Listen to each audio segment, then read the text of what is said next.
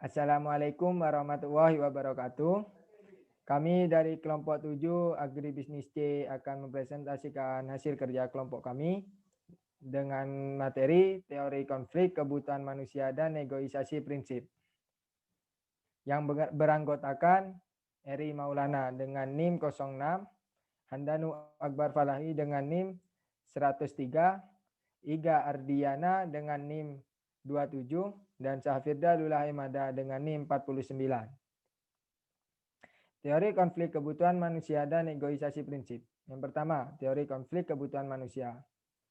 Teori konflik kebutuhan manusia menganggap bahwa konflik yang berakar disebabkan oleh kebutuhan dasar manusia, baik fisik, mental, dan sosial, yang tidak terpenuhi atau dihalangi. Hal yang sering menjadi inti pembicara adalah keamanan, identitas, pengakuan, partisipasi, dan otonomi. Yang kedua, teori konflik negosiasi prinsip. Teori negosiasi prinsip menganggap bahwa konflik disebabkan oleh posisi-posisi yang tidak selaras dan perbedaan pandangan tentang konflik oleh pihak-pihak yang mengalami konflik. Selanjutnya, konflik antar kelompok sosial dan antar kelas sosial. Satu, konflik antar kelompok sosial adalah pertentangan yang terjadi antara dua kelompok atau lebih yang disebabkan oleh kepentingan yang sama. Dua, konflik antar kelompok sosial adalah konflik yang umumnya terjadi karena perbedaan kepentingan masing-masing kelas sosial.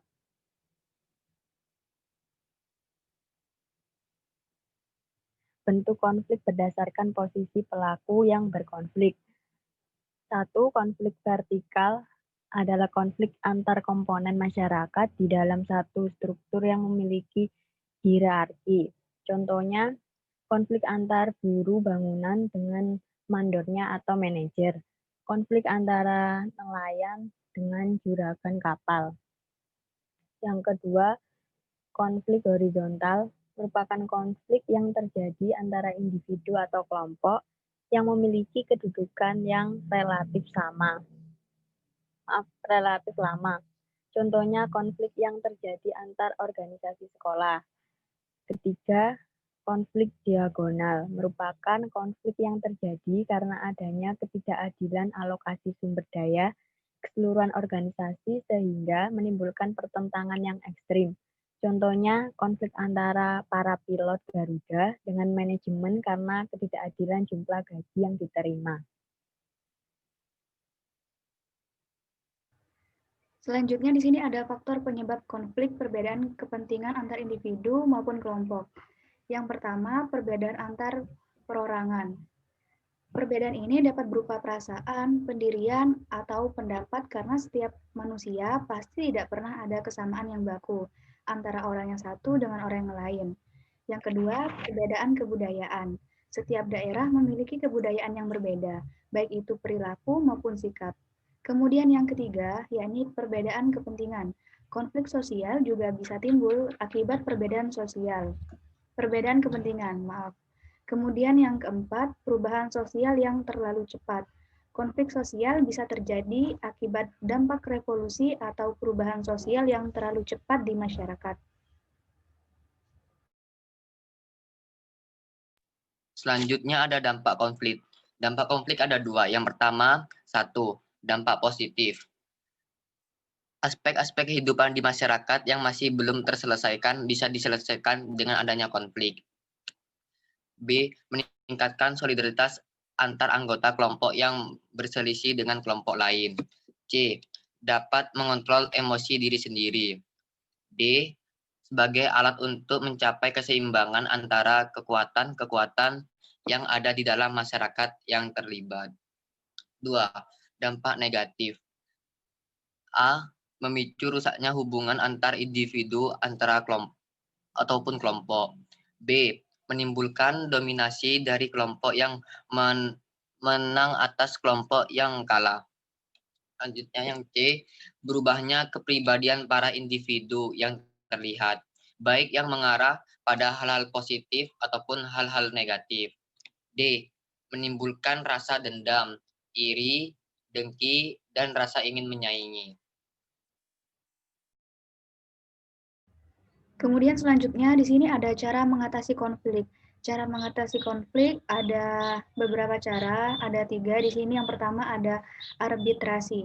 Arbitrasi merupakan perselisihan yang langsung dihentikan oleh pihak ketiga yang memutuskan dan diterima serta ditaati oleh kedua pihak yang sifatnya spontan dan informal.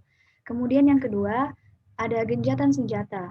Genjatan senjata merupakan pencegahan permusuhan antar pihak yang bertikai untuk jangka waktu tertentu, guna melakukan suatu pekerjaan tertentu yang tidak dapat diganggu.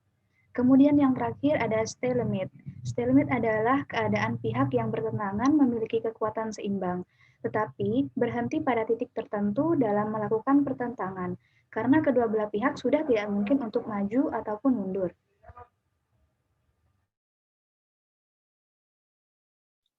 Selanjutnya, ada contoh studi kasus konflik sosial pertanian. Kasus perkebunan kelapa sawit dalam kawasan hutan. Temuan pada satu kesatuan pengelolaan hutan atau KPH di perbatasan Kabupaten Kampar dan Rokan Hulu menunjukkan bahwa perkebunan kelapa sawit masyarakat telah merambah hingga mencapai lebih dari 80% hutan lindung. Hal ini terjadi karena lambatnya KPH untuk bergerak, sehingga seluruh kawasan hutan dianggap sebagai tanah tak bertuan selama bertahun-tahun. Realisasi pembangunan KPH di Riau tidak menunjukkan perkembangan yang setara dengan capaian provinsi-provinsi lain. Misalnya, kelembangan bagi sebagian besar KPH di Riau baru dibentuk pada akhir tahun 2017. Situasi ini mencerminkan potret konflik perkebunan sawit dalam kawasan hutan di Indonesia.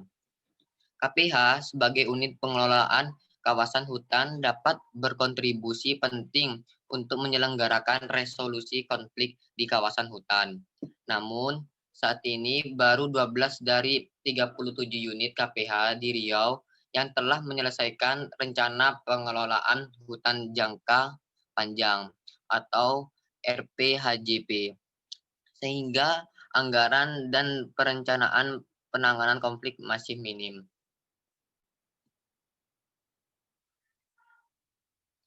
Sekian presentasi dari kelompok kami, kelompok 7. Kurang lebihnya mohon maaf apabila ada kata yang salah.